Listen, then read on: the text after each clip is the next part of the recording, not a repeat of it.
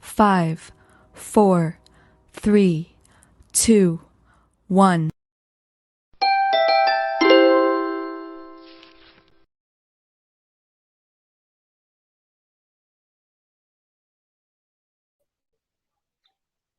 A very warm good evening, ladies and gentlemen. I am Utkarsh Tandon, welcoming you all to this special broadcast.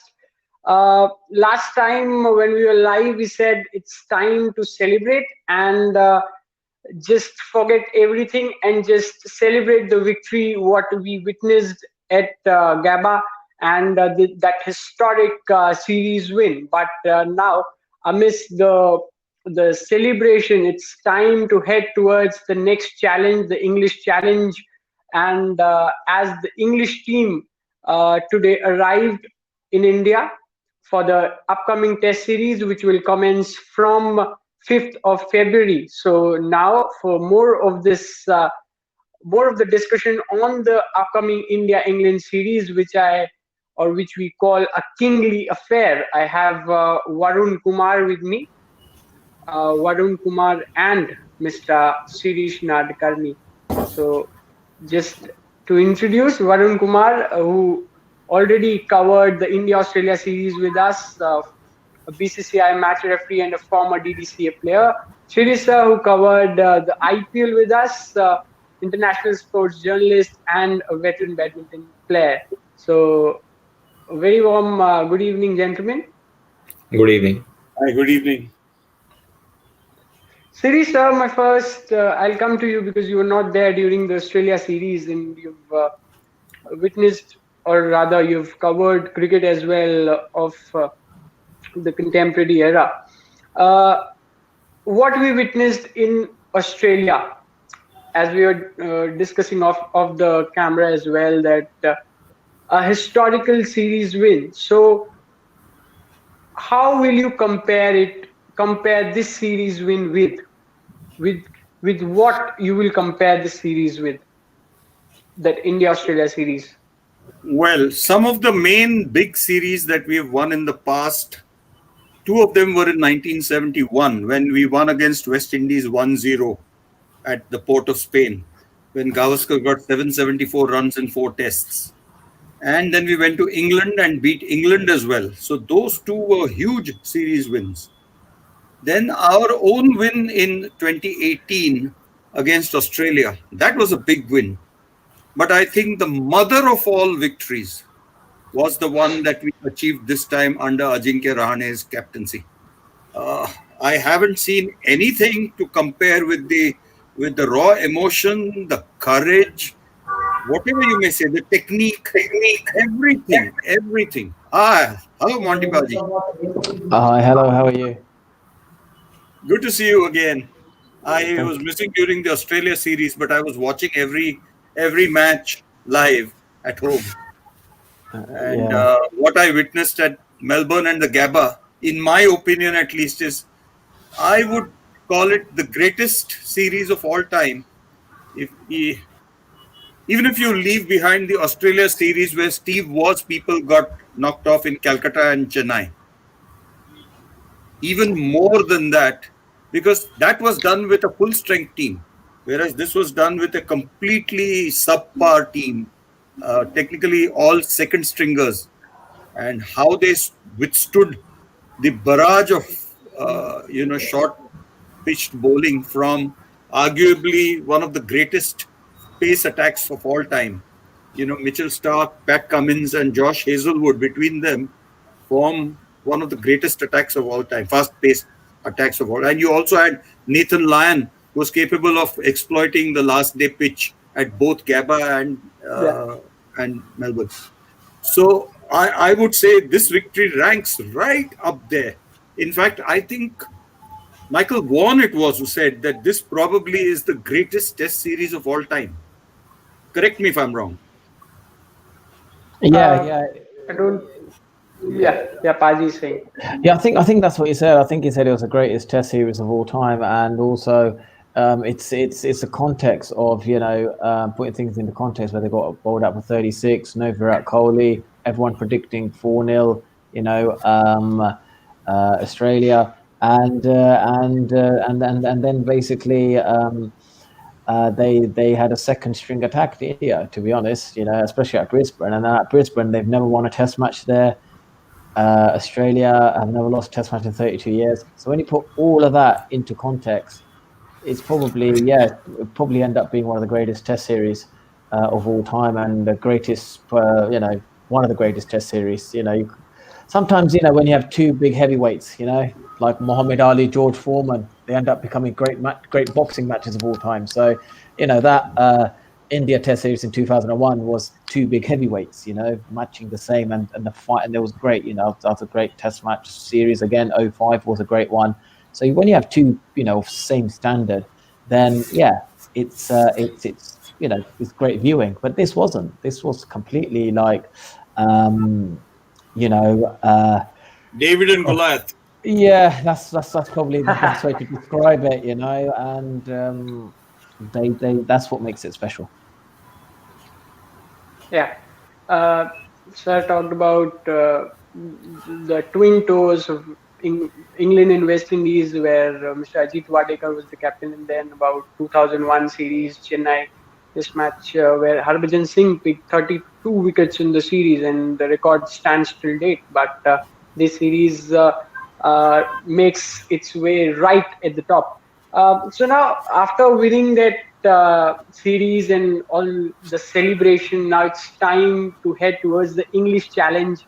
And as we say, the English Challenge, we clearly remember and we can reminisce the 2012 series where England came and won against India in our own backyard, and the chief architect, one of the chief architects, I would say, the protagonist of that series in England's win, Mr. Monty Panesar, is sitting right here. So, Paji, before looking at the series which is commencing from February 5th between India and England, can you share some of your memories from that tour 2012-13, where you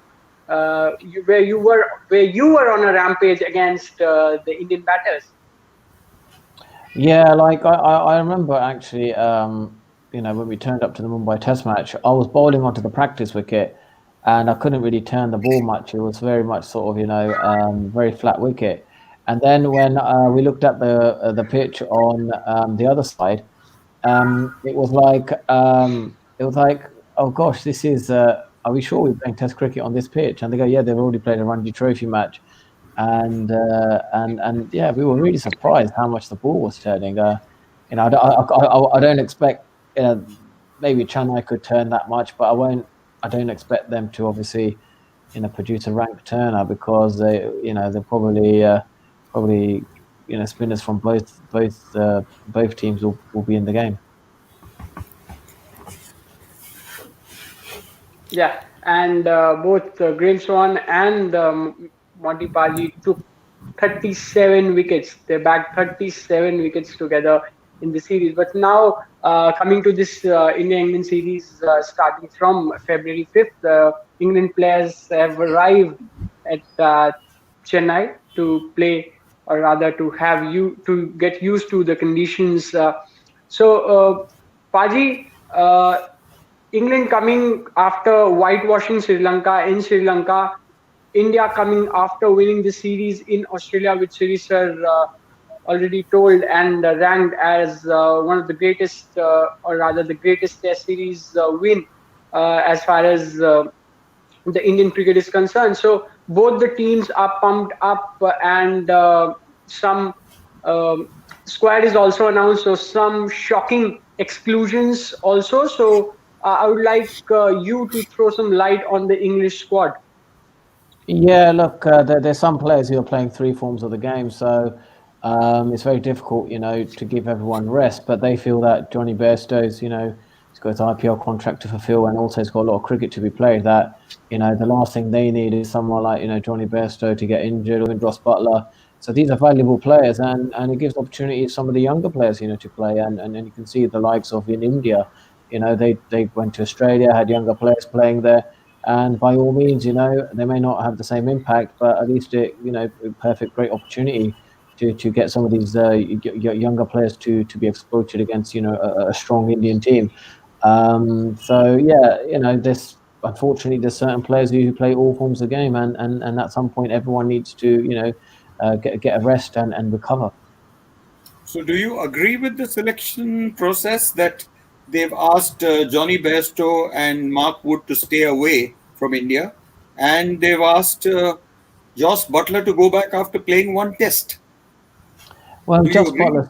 Well, Joss Butler's such a key component, and also Johnny Bairstow. But then also they're crucial players, in the IPL sort of contracts. They've got to fulfil them. They've got the T20 World Cup to look forward to in India. So that's a big priority at the moment for them. And unfortunately, England don't have like a second 11 team which is strong as their first 11, and some of the players unfortunately in that first 11 play all forms. They have IPL contracts. We've got, they play T20 one days as well. And with the one day and T20 World Cup in India, they're probably better suited to be playing, some of the white ball forms of cricket rather than Test cricket. When to be honest, England are probably out of the Test Championship. Can we really see India win, two Test matches on a turning pitch in Chennai? It's going to be difficult.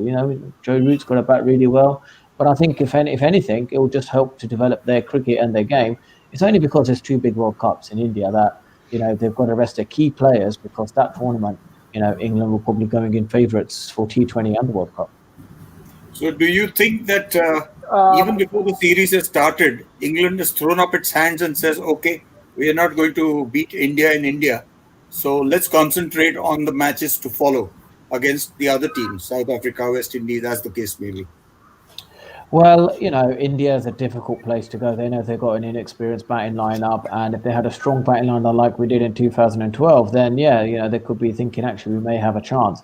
But these young batters, Alistair Cook's record is unbelievable in the subcontinent, and then maybe Joe Root comes close to that. So apart from that, look, I just it's going to be difficult, for England to win, but I'm sure that they'll probably be thinking, well, actually, the next tour to India, these players, if in 2 or 3 years' time when we've got the next tour to India, this will be great experience. It's just that we've got two big tournaments right now. We are better. Our England are stronger in the T20 and the World Cup than maybe Test cricket at the moment. The likes of Jimmy Anderson, Stuart Broad do amazing things, and it'd be great, to see them one final time on Indian conditions. But I think their priority is much bigger. And then they've got the Ashes coming up, which is huge. They can't afford to have, the key players who play all forms of the game to be injured then. They can review this sort of rest policy maybe when it comes to then, before the Ashes. So because it's such big tournaments in a lot of cricket, 17 Test matches, we never had that, this year for a long time, that they feel that actually, we've just got to give everyone a rest at some point, because they'll burn out, and with the bubble as it's being, COVID-19 restrictions, and obviously on mental health, that cricket sport in general, it's worked so hard on mental health. The last thing they want is another player sort of going down due to sort of mental health issues because of the COVID environment.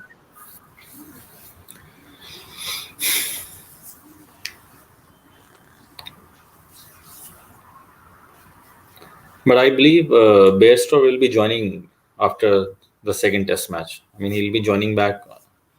Yeah, he's having his rest for a couple of Yeah. weeks, and then he'll join back at Ahmedabad. So, Oh, that's good news. yeah. I missed that somehow. When did this news get announced? No, it was announced earlier only when they announced the squad. Yeah. This squad is only for the first two test matches. Unfortunately, Butler will be going back after the first test match, and he will come back again for T20 and one days. So, who will keep wickets in the second test? Well, Neither we've got Butler nor Bairstow are there. Ben Folks. Ben Folks, yeah. Ben Folks. Ben Folks, Paji, also one thing which I needed to clarify, that in England there are players, ex-cricketers, and everyone saying that Ben Folks is the number one wicket keeper as far as wicket keeper batsman, but still he doesn't get his place in the 11. Yeah, because the difficulty here is we have the likes of, Johnny Bairstow who can keep and he bats really well in these conditions. Joss Butler obviously is number one keeper. That he can't really come in as a specialist batsman because we've got some young batters coming through, the likes of Ollie Pope, Dan Lawrence, who, again, watching the IPL players probably, a bit more fearless, than maybe when I played, some of the youngest batters coming through. So, England have got some, good sort of inexperienced batters, to be part of the squad. But yeah, look, end of the day, if we didn't have such an intense schedule, if there wasn't, let's say, a T20 World Cup, then I would probably say that England would probably say, and if they were in a position, where they're thinking we only need to win one Test match or two Test matches to get in to make up, in the Test Championship, their priority probably would have been, to field their best 11. But because of such a busy schedule, I think they, they're resting the players and also speaking to the players. What is it like being in this COVID? Would you want to be rested? And I'm sure there will be players who'll be thinking, actually, for my mental health, I do need the rest and the recovery, because we're not in the COVID environment. We're not in the bubble. We don't know what it's like, being in the bubble. So, again, player welfare, that takes priority. Yeah. Now coming to the Indian squad, series, sir, Virat Kohli comes back. KL Rahul is included in the squad. Hardik Pandya comes back, who always have who always have the serious I've scare got to go now. injuries, and always has a question of fitness behind his back.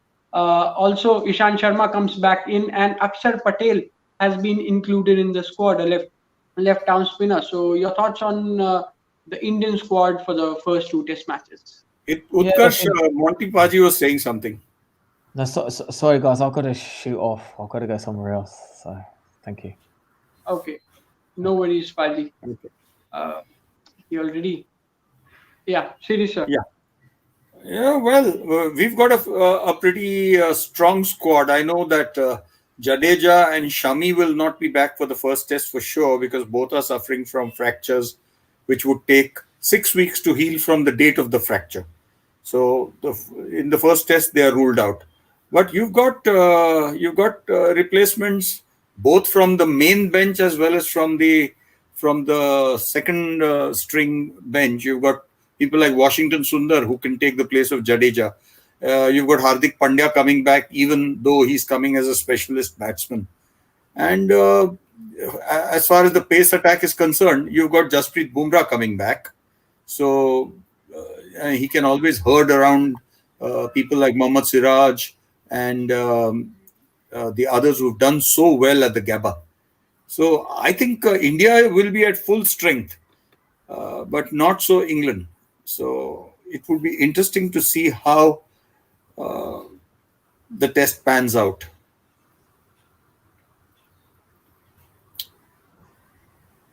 Okay, Varun, Rahul in, Pandya in.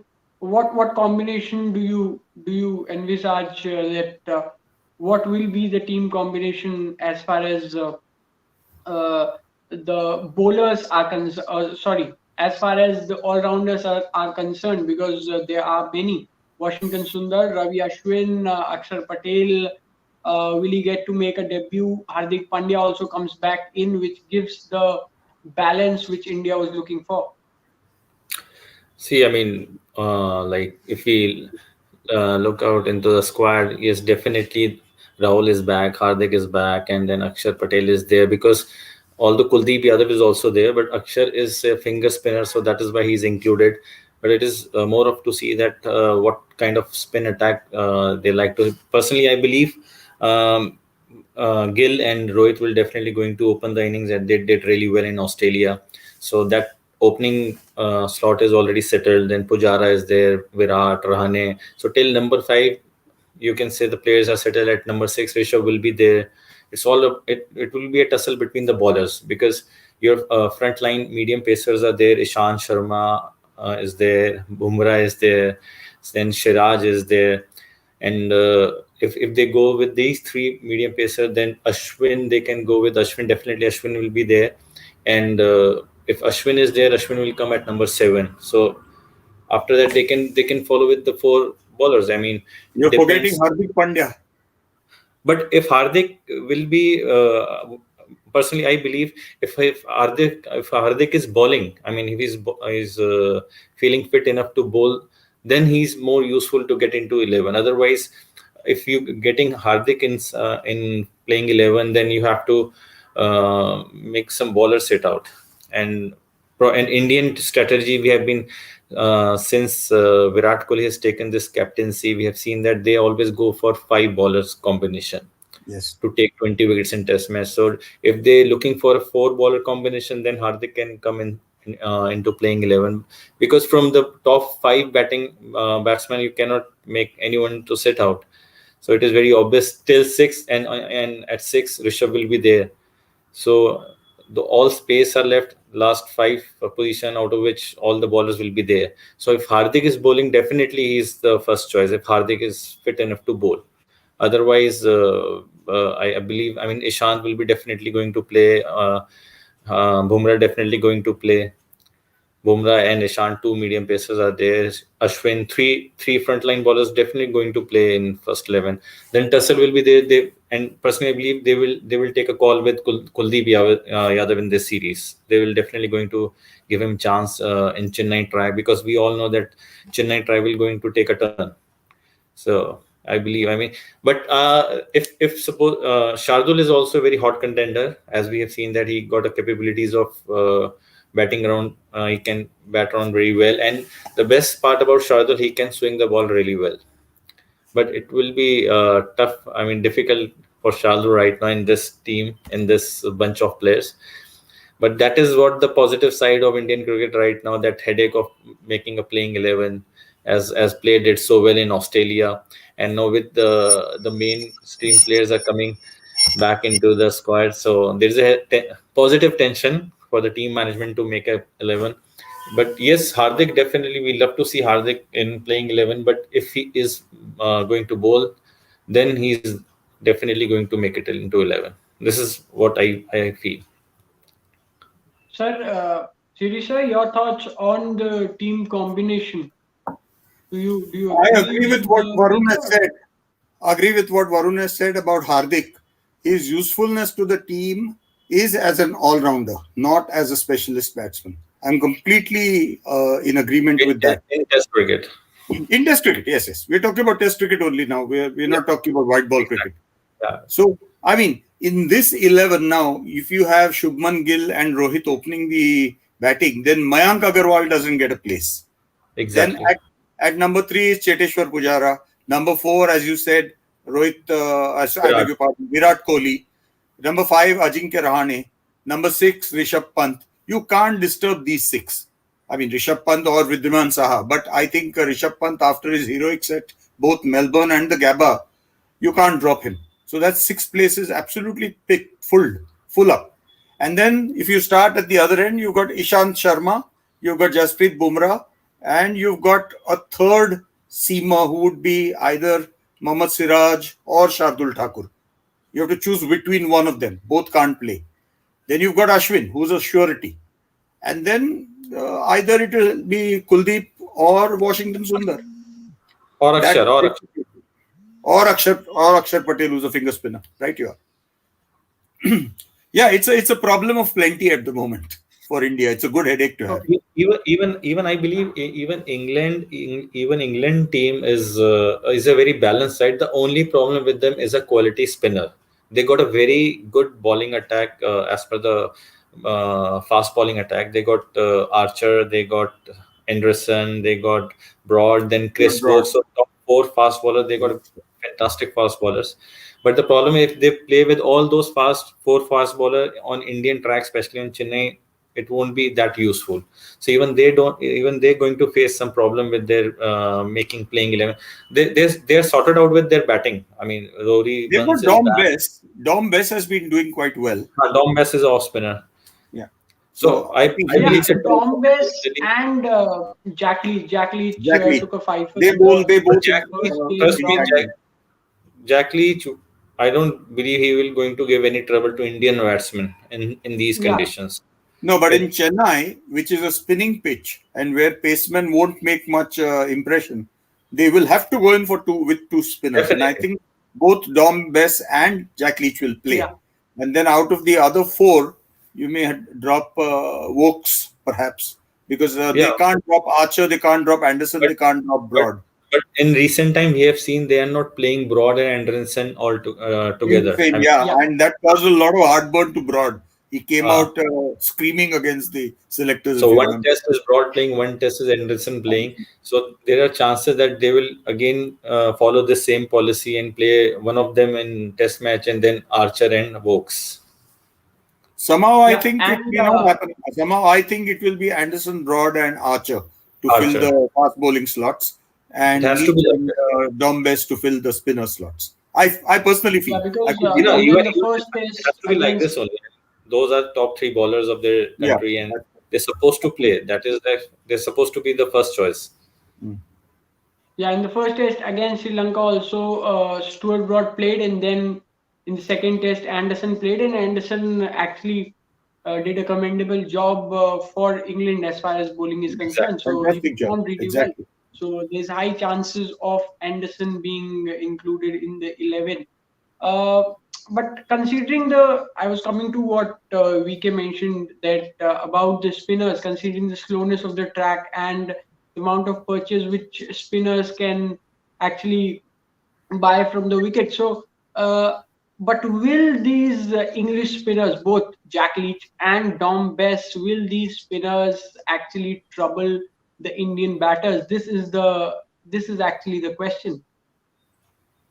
Do they possess that quality to trouble spinners are the best they have. They have to make do with them. I'm sure if you compare the spinning abilities of the Indian spinners and the English spinners, the Indian spinners would definitely be on top, especially in their own conditions. There's no question about it.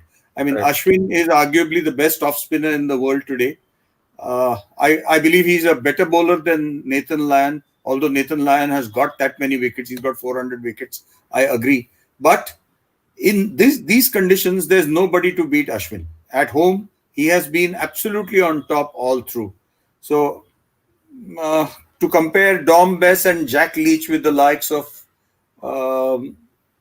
Ashwin, and I don't know who is the second spinner that India would go with.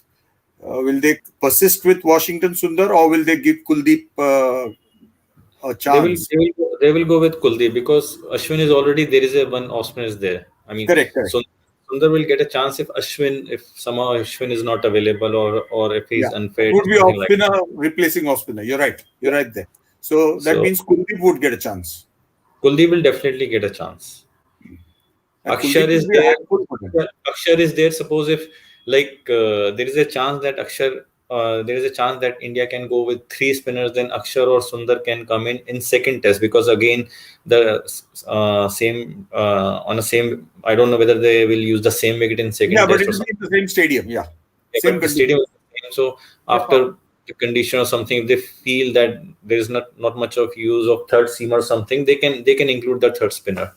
And with this COVID situation, that is the reason they're keeping the backup of spinning option, if any, because once you are into bubble, you cannot get any play from outside. Yeah, that's correct. So that is correct. So that is the reason they. So that means England is hamstrung to that extent that the only two spinners they have. If Moeen Ali is there. See, Moeen Ali is there. Moeen Ali is there. Yeah, and Moeen did rather well against us. Each will play. Yes, he will. He will play. He will play. They have three. But if any of them get COVID, then they really are hamstrung for choices, because we have an extra large squad ready. Yeah. Now coming to England, that they whitewashed Sri Lanka recently, and what is the biggest positive which England got was that their batters came in all got their form back, except for the openers. Joe Root struck fine double-hundred, then 180 odd. Also Josh Butler, then Daniel Lawrence also struck 75. So their batting is in form. But against this Indian lineup, they will be challenged, and also Archer and Ben Stokes, as you both were mentioning, that they are back to bolster the English side. So, how do you consider the English batting against India's bowling? Well, the English batting had, sorry, give me a moment. I'll just say one thing and then Varun can take over. The Okay. English batting had plenty of problems against Embuldenia, the Lasit Embuldenia, the new spinner that they Yeah, have, who yeah, got 10 wickets in the second test. Even in the first test, he did well. So they are not facing spin well.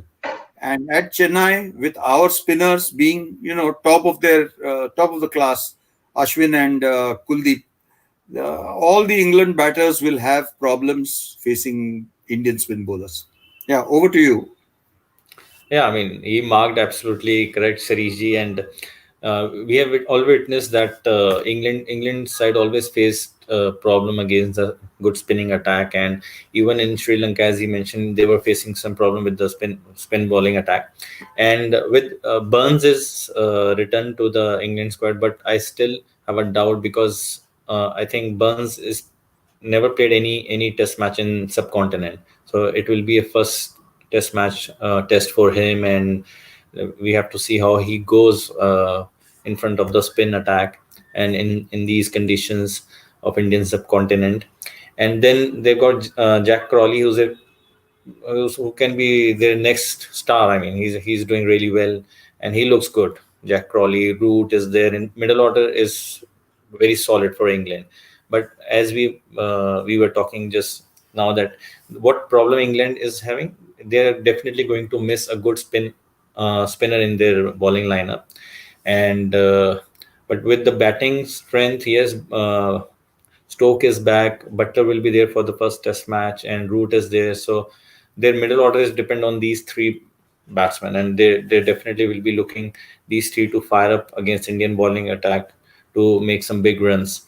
And definitely on paper, Indian team is much better without any doubt. And but the situation for England is exactly same what Indian team is were having a situation at in Australia, like with the new players, and like people were not having that faith, or you can say everyone were keeping Australia as favorite.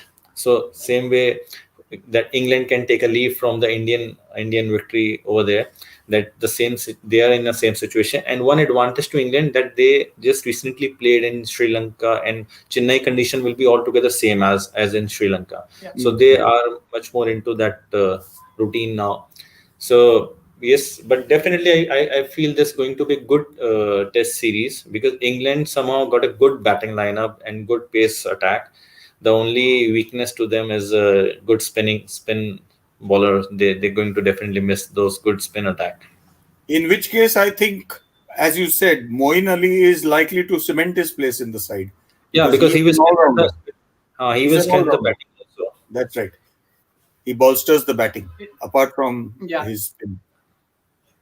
Because Couple of they definitely going to milestones play also await for Ishan Sharma in the series, as he's just 3 test matches away from away for 100. completing the 100 test match mark, Yeah, and he's also 97 3 wickets tests. away to breach the 300 wicket mark for India.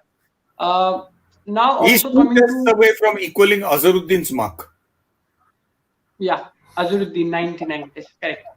Uh, Hmm. Also, now coming to another aspect of this series, for what it is, the importance of this series in the context of the World Test Championship, the final, which will be held in June at Lodge. So, if India needs to cement its place, qualify to the finals of the WTC, they will either they'll need to beat England either 4-0, 3-0, 3-1, or 2-0. So any of these results will actually confirm India's berth in that finals, and England need to beat India 3-0 in order to qualify for the finals. So comments in the context of WTC. So your comments, and VK as well.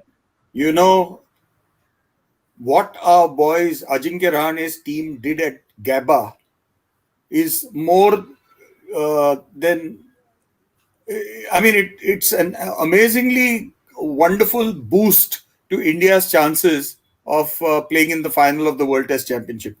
Had they lost or even drawn that test, then we would have had to compulsorily beat England at least 4-0.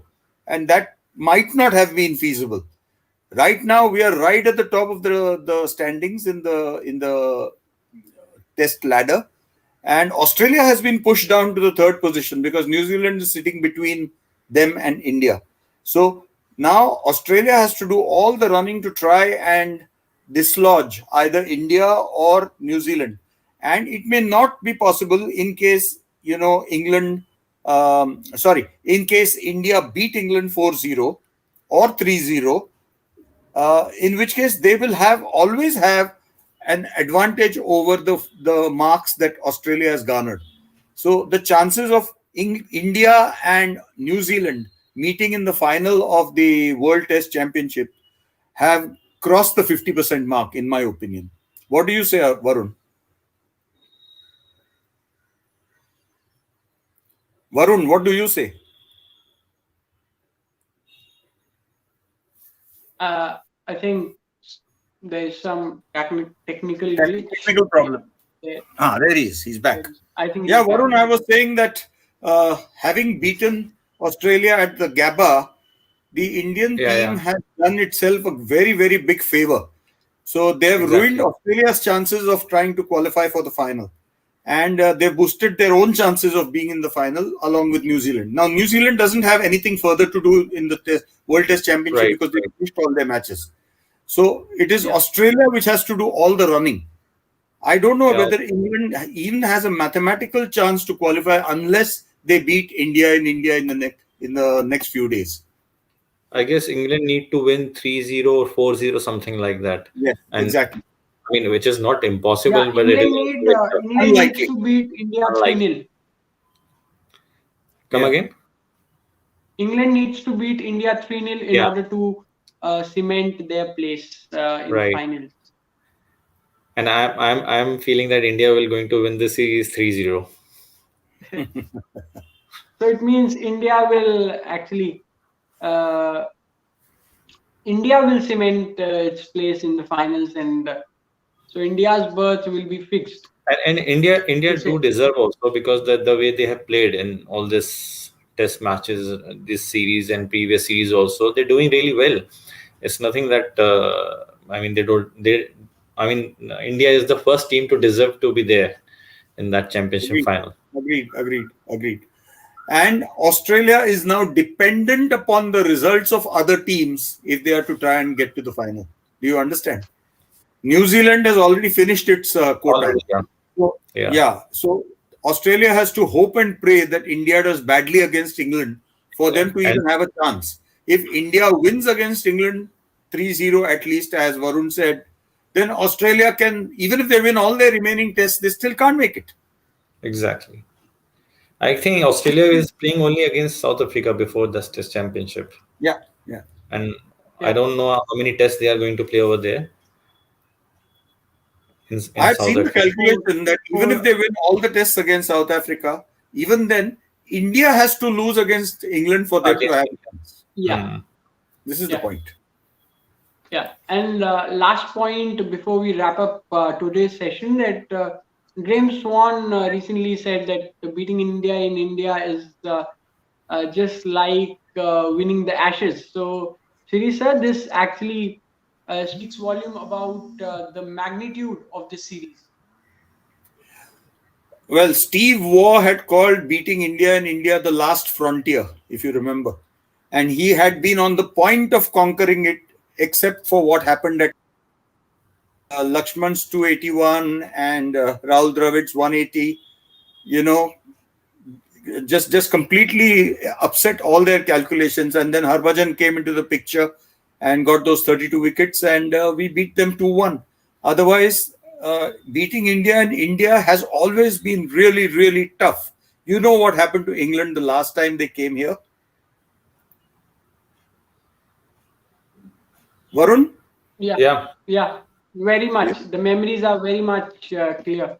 Exactly. But in that sense, they played. They gave a good fight, but it was India who actually got the better of England. Yeah. I think the same thing will happen, although it may be just as close or tight a series as far as on-field action is concerned. I think the results will be what Varun predicted. I also feel it will be at least 3-0 in India's favor, if not 4-0. Okay. We love to see 4-0. We love to see 4-0. No, see, I hesitate to make such sweeping predictions because people of the caliber of Michael Vaughan and company have been proved wrong. Like Michael Vaughan himself said, that, I'm sitting here in England with egg on my face. I don't want to have egg on my face. I've turned vegan recently. Okay, so predictions are done. Everything is done. Now everyone is just awaiting the action on the field from 5th of February. Gentlemen, we'll join you on the 5th of February, and we'll also try to do a session before the series starts. So hopefully, if that is not possible to do a session before the series, so definitely we'll join you throughout the series from 5th of February, and we'll have series Varun and also Monty Paji with us. So till then, goodbye, and take good care of yourself, because COVID vaccines are out, but COVID is still not out. So please take good care of yourself. That's it. Sure. Thank you. Thank you. Thank you.